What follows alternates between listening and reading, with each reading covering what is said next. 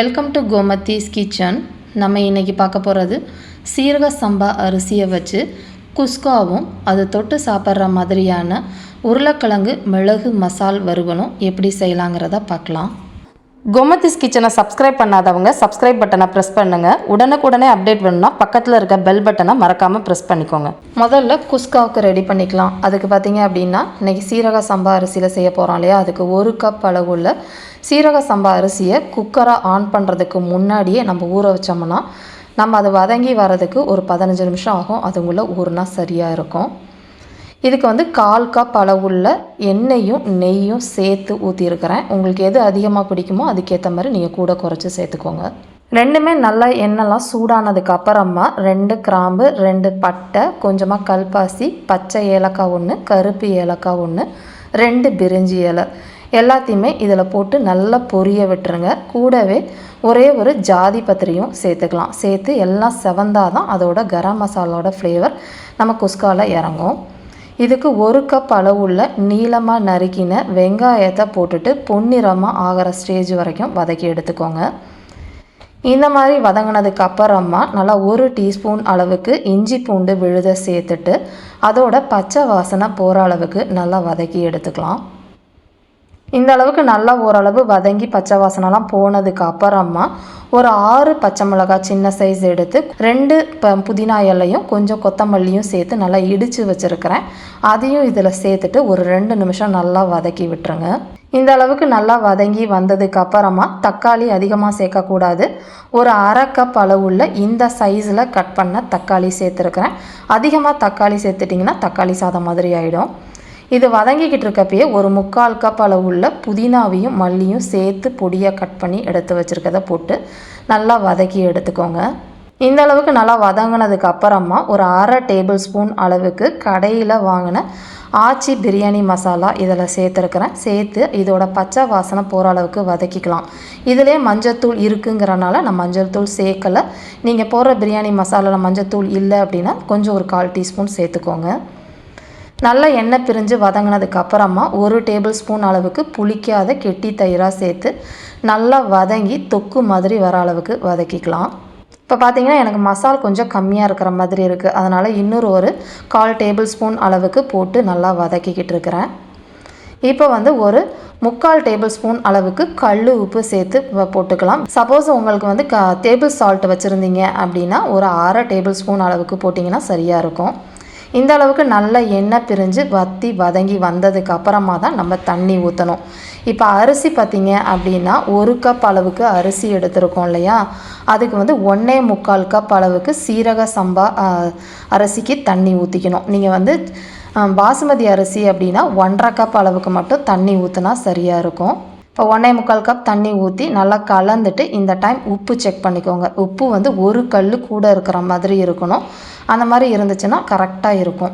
இதை ஒரு ஹைலைட்டான விஷயம்னு பார்த்தீங்கன்னா டீஸ்பூன் அளவுக்கு மல்லித்தூள், தனி மல்லித்தூளை மேலே போட்டுட்டு நல்லா கலந்து கொடுத்துருங்க. இது வதக்கக்கூடாது.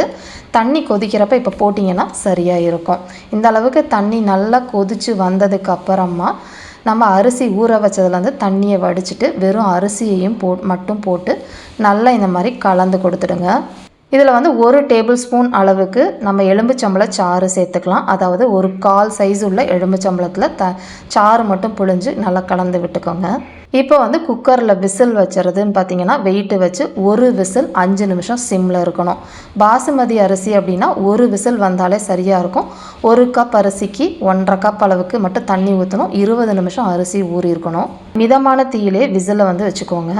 இது வெந்துக்கிட்டு இருக்கக்குள்ளே நம்ம மிளகு வறுவல் செய்ய ஆரம்பிச்சிடலாம். அதுக்கு 2-3 டேபிள் ஸ்பூன் எண்ணெய் சேர்த்துட்டு ஒரு பேனில் ஒரு வரமிளகாவும் கருவேப்பிலையும் போட்டு நல்லா பொரிய விட்டுருங்க. இப்போ 1 கப் அளவுக்கு ரஃப்பாக கட் பண்ண பெரிய வெங்காயத்தை சேர்த்துட்டு நல்லா ஒரு கண்ணாடி பதம் வர அளவுக்கு வதக்கிக்கலாம்.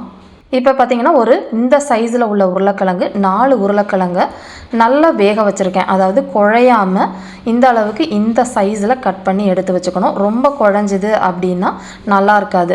இப்போ நல்லா கண்ணாடி பதம் வதங்கினதுக்கு அப்புறமா 1/4 டீஸ்பூன் அளவுக்கு இஞ்சி பூண்டு விழுத சேர்த்துட்டு அதோட பச்சை வாசனை போகிற அளவுக்கு மிதமான தீயிலே வதக்கி எடுத்துக்கோங்க.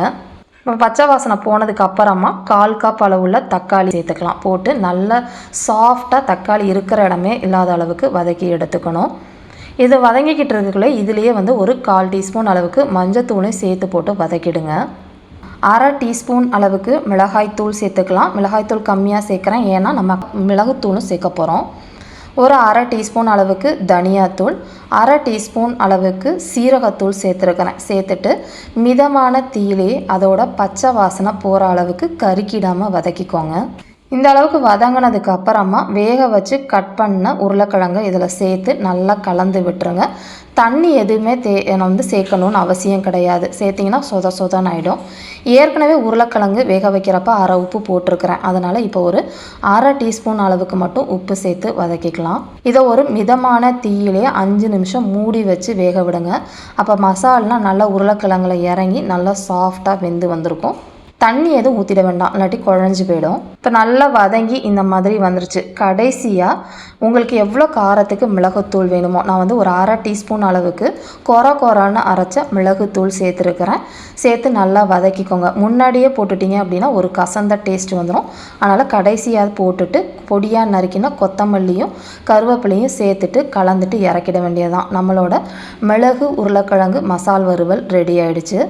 அது வெந்து முடிக்கிறதுக்குள்ளே நமக்கு குக்கர்லேயும் விசில் வந்து கண்ட்ரோல் ஆகிடுச்சு. இப்போ குஸ்காவை பார்த்திங்கன்னா நல்லா சூப்பராக கமன்னு ரெடி ஆகிடுச்சு. இதை வந்து ஒரு கரண்டியை வச்சு ஓரம் போல் எடுத்து நல்லா இந்த மாதிரி கிளறி கொடுத்துடுங்க. குக்கர்லேயும் ஒட்டலை. மேலே வந்து கொஞ்சமாக நெய் சேர்த்துட்டு கலந்து இறக்கிட வேண்டியதான். ரொம்ப ஈஸியாக செய்யக்கூடிய குஸ்கா ரெடி ஆகிடுச்சு. இதே மாதிரி அளவுகளோட குஸ்காவையும் அதுக்கு தொட்டு சாப்பிட்ற மாதிரியான உருளைக்கிழங்கு வறுவலையும் செஞ்சு பார்த்துட்டு எப்படி இருக்குங்கிறத கமெண்ட் பண்ணுங்கள். வீடியோ பிடிச்சிருந்துச்சுன்னா லைக் பண்ணுங்கள், ஷேர் பண்ணுங்கள். மறக்காமல் சேனலை சப்ஸ்கிரைப் பண்ணி வச்சுக்கோங்க. தேங்க்ஸ் ஃபார் வாட்சிங்.